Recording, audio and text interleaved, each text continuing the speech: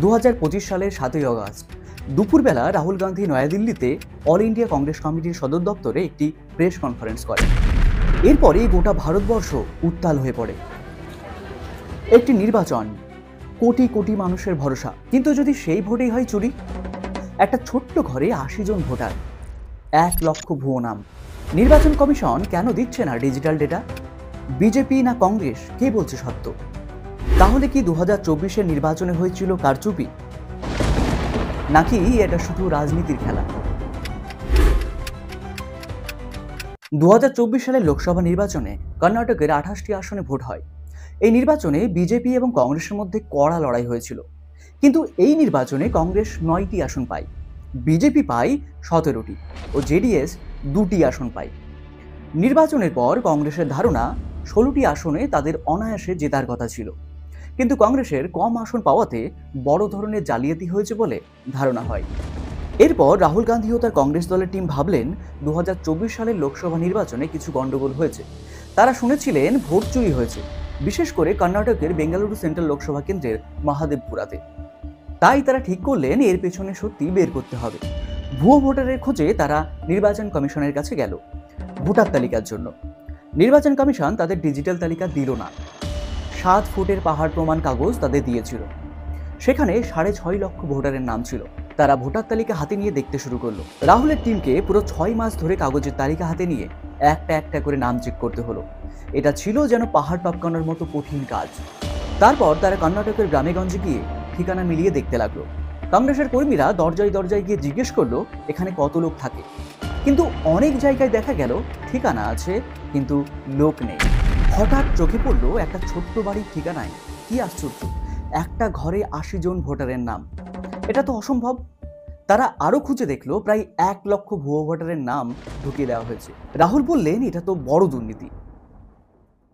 এরপর সমস্ত প্রমাণ জোগাড় করে রাহুল গান্ধী 2025 সালের 7ই আগস্ট দুপুরবেলা নয়াদিল্লিতে অল ইন্ডিয়া কংগ্রেস কমিটির সদর দপ্তরে একটি প্রেস কনফারেন্স করেন।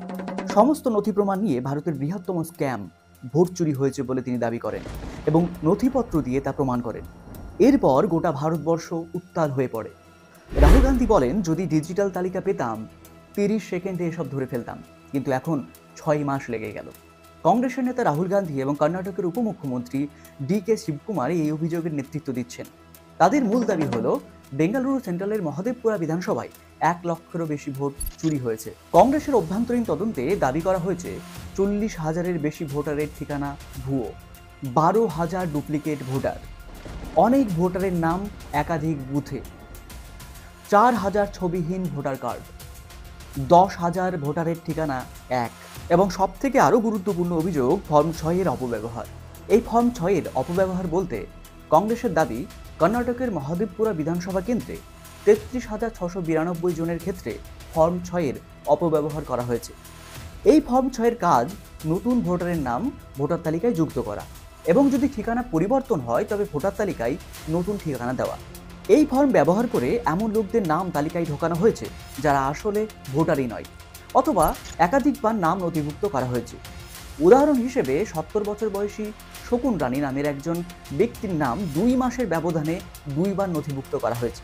এক্ষেত্রে সামান্য আলাদা ছবি ও সামান্য আলাদা বানানের ব্যবহার করা হয়েছে। এই 6 নম্বর ফর্ম ব্যবহার করে একই ব্যক্তির নাম একাধিক বুথে বা একাধিকবার তালিকায় যুক্ত করা হয়েছে, যাতে তারা একাধিকবার ভোট দিতে পারে। ফর্ম 6-এর ভুয়ো ঠিকানা বা অবৈধ তথ্য দিয়ে ভোটার নিবন্ধন করা হয়েছে। যেমন মণিরেড্ডি গার্ডেনে একটি একক কক্ষের বাড়িতে 80 জন ভোটার নিবন্ধিত ছিল, যা অস্বাভাবিক।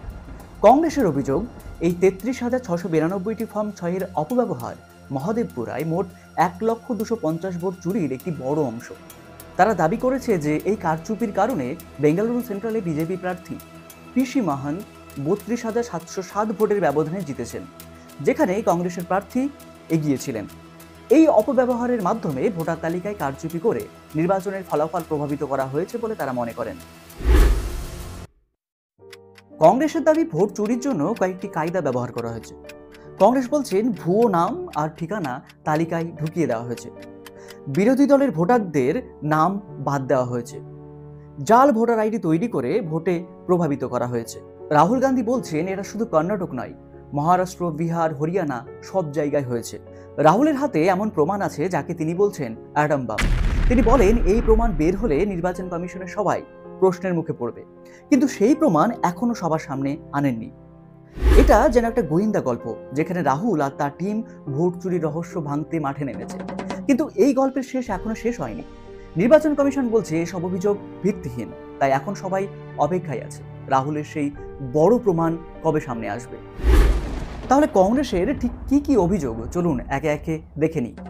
কংগ্রেসের প্রধান অভিযোগ হলো বেঙ্গালুরু সেন্ট্রাল লোকসভা আসনের ভোটার তালিকায় নকল ভোটার যুক্ত করা হয়েছে। তারা একটি নির্দিষ্ট উদাহরণ দিয়েছে। বেঙ্গালুরুতে মুনিরেড্ডি গার্ডেনে একটি এক কক্ষের বাড়িতে ৮০ জন ভোটার নিবন্ধিত ছিলেন। এই বাড়ির মালিক কথিতভাবে বিজেপির সঙ্গে যুক্ত। কংগ্রেসের দাবি এই ধরনের অস্বাভাবিক ভোটার নিবন্ধন জালিয়াতির প্রমাণ। তারা বলছে শুধু এই একটি বাড়ি নয়, এমন আরও অনেক ক্ষেত্রে ভোটার তালিকায় এই ধরনের ত্রুটি হয়েছে। ২, কংগ্রেস আরও অভিযোগ করছে শহরাঞ্চলের বুথগুলোতে ভোটারদের বিনা দস্তাবেজে অন্যত্র স্থানান্তর করা হয়েছে। এর ফলে অনেক বৈধ ভোটার তাদের ভোটাধিকার থেকে বঞ্চিত হয়েছেন। ডি.কে শিবকুমার বলেছেন এই প্রক্রিয়া ইচ্ছাকৃতভাবে করা হয়েছে কংগ্রেসের ভোট ব্যাংক দুর্বল করার জন্য। ৩, নির্বাচন কমিশনের ভূমিকা নিয়ে প্রশ্ন করে কংগ্রেস দাবি করেছে নির্বাচন কমিশন এই অনিয়মগুলো ঠেকাতে ব্যর্থ হয়েছে। রাহুল গান্ধী ২০২৫ সালের অগাস্টে একটি প্রেস কনফারেন্সে বলেছেন যদি নির্বাচন কমিশন তাদের সম্পূর্ণ ইলেকট্রিক ভোটার তালিকা এবং নির্বাচনের ভিডিও রেকর্ডিং প্রকাশ করে তাহলে তারা এই জালিয়াতি প্রমাণ করতে পারবে। তারা বলছে এই ধরনের জালিয়াতি শুধু কর্ণাটক নয়, সারা ভারতে ছড়িয়ে পড়েছে। কংগ্রেস জানিয়েছে তারা গত ৬ মাস ধরে এই বিষয়ে তথ্য সংগ্রহ করছে। ইন্ডিয়া টুডের একটি প্রতিবেদনে এই অভিযোগের সত্যতা যাচাই করে নিশ্চিত করেছে যে মুনিরেড্ডি গার্ডেনের এই বাড়িতে অস্বাভাবিক সংখ্যক ভোটার নিবন্ধিত ছিল। কংগ্রেসের দাবি এটি একটি সুনির্দিষ্ট উদাহরণ মাত্র, এমন আরও অনেক ঘটনা রয়েছে। এই অভিযোগের প্রতিক্রিয়ায় বিজেপি তীব্র প্রতিবাদ জানিয়েছে। তারা বলছে এই অভিযোগ সম্পূর্ণ ভিত্তিহীন এবং কংগ্রেসের নির্বাচনী পরাজয়ের হতাশা থেকে উঠে এসেছে। বিজেপি পাল্টা অভিযোগ তুলেছে যে কংগ্রেস নিজেরাই বেল্লারি আসনে ভোট কেনার চেষ্টা করেছে। বিজেপি বাল্মীকি নিগমের অর্থ লুটের অভিযোগ তুলে কংগ্রেসকে কাঠগড়ায় দাঁড় করিয়েছে। নির্বাচন কমিশনও এই অভিযোগে সাড়া দিয়েছে। তারা রাহুল গান্ধীকে তাদের অভিযোগের সমর্থনে শপথপত্র জমা দেওয়ার নির্দেশ দিয়েছে। কমিশন বলছে ভোটার তালিকা প্রকাশের আগে রাজনৈতিক দলগুলোকে ত্রুটি সংশোধনের সুযোগ দেওয়া হয়। তবে কংগ্রেসের অভিযোগ এই প্রক্রিয়ায় বড় ধরনের ত্রুটি ছিল। কংগ্রেসের এই অভিযোগ কর্ণাটকের রাজনীতিতে এবং সারা ভারতবর্ষে উত্তেজনা সৃষ্টি করেছে। সোশ্যাল মিডিয়ায় এই বিষয় নিয়ে তুমুল আলোচনা চলছে। কেউ কেউ কংগ্রেসের অভিযোগকে সমর্থন করছেন, আবার কেউ বলছেন এটি রাজনৈতিক কৌশল মাত্র। যদি কংগ্রেস তাদের দাবি প্রমাণ করতে পারে তাহলে এটি ভারতের নির্বাচনী ব্যবস্থার উপর জনগণের আস্থায় প্রভাব ফেলতে পারে। অন্যদিকে যদি এটি ভিত্তিহীন প্রমাণিত হয় তাহলে কংগ্রেসের বিশ্বাসযোগ্যতা ক্ষতিগ্রস্ত হতে পারে। বিজেপি আগে থেকেই কংগ্রেসের অভিযোগ খারিজ করেছে এবং পাল্টা প্রশ্ন তুলেছে একই কমিশনের অধীনে কংগ্রেস ২০২৩ রাজ্য নির্বাচনে ১৩৬টি আসনে জিতেছিল, তাহলে কিভাবে কারচুপি হয়? এই ছিল কর্ণাটকের ভোট চুরি নিয়ে কংগ্রেসের অভিযোগের বিস্তারিত আলোচনা। এই বিষয়টি এখনও তদন্তাধীন। আমরা আরও তথ্যের জন্য অপেক্ষা করছি। আপনারা কি মনে করেন?